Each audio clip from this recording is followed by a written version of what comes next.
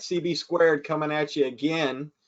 So Chris and I had shared how, we were both athletes. We competed at the college level as well, and that's what I really think drives us, is we're both competitive. Yes. But really, what came out of us playing sports is that we found ourselves loving to coach people. And real quick, Chris, what was your first coaching experience? Tell us a little bit about it, and make it fun. Yeah, absolutely. So, I think you're right that us having that athletic background makes us competitive. And then both of us being able to play at the college level, be fortunate, you football, me basketball, that we got to experience good coaches from youth all the way through college. We've got to experience bad coaches as well. So I like to say that I've had that opportunity to kind of glean from all of them.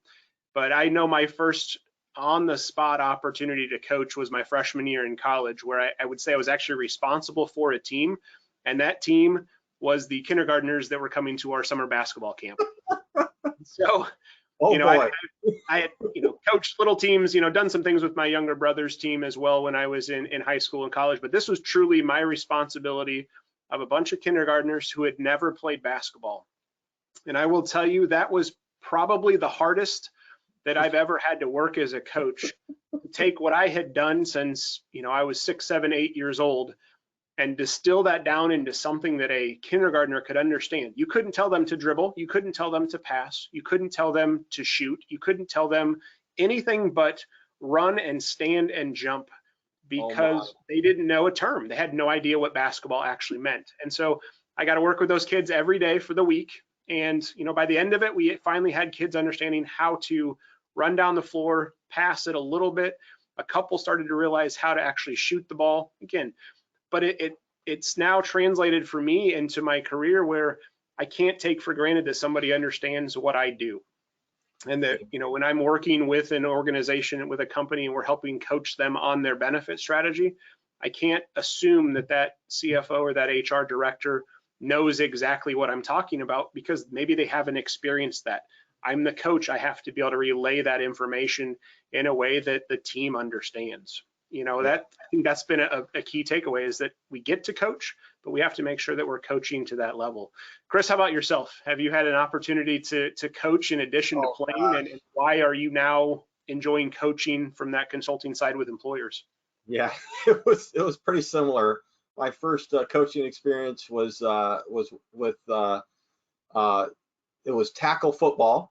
Okay. And they were only 8 years old, so they were very, very young. Of course, every parent sat in their lawn chairs, right on the side when we were, practicing. So, so it was kind of like herding cats. We had 48 rambunctious, full of energy 8-year-olds trying to teach them this game called football.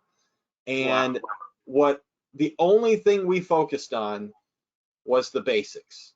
Yes. Is you've got to be really good at the basics for us to advance. Right. And that team, we ended up coaching them all the way through 6th grade. They were one of the best football teams to ever come through our area. They were undefeated in the last 3 years. Wow. But again, what I learned from that, even when they were phenomenal little athletes, our practice always started with the basics. Yes. And what I took away from that coaching experience, which I absolutely loved, is we always have to go back to the basics to figure out how do we advance from there. Right. If we don't figure out what we're doing wrong in the basics, we can never advance forward. And that's what I've taken into my career for the past 30 years. But probably one of the best experiences of my life. Some of my lifelong friends, we all coached together. There were 6 of us, and some of the best relationships that I've ever developed came from that whole coaching experience. Right. Now, and I like the fact that, like you said, you were able to take that team year by year and help them improve, but kept focused on the basics. And as we always say, the same stuff is going to get you the same results. There is a better way. The basics although those are the same things, you were continuing to go back to what made that program work well. Right. But you didn't settle. And I think that's the other piece too. Neither of us have ever wanted to see our client or a team that we've coached settle, because there's always something that can improve. They can always be better and higher performers. So again, that's part of the CB squared process, is that we love to coach. And, we hope we can continue to work with more employers and help them develop that benefit strategy, be their coach, and help them move that needle to be a higher performing organization. Thanks so much. Thank you, guys.